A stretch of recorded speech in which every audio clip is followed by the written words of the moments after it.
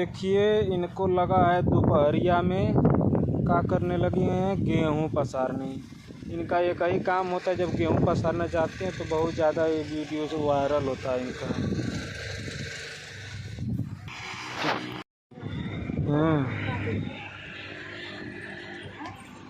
तो अब लग चुके हैं कपड़ा धोने में और शाम के हो चुके हैं, बज रहे हैं 3 बजे।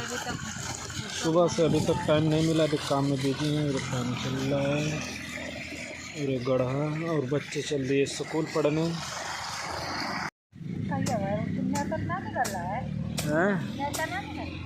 नहीं लड़का न्योता का दे।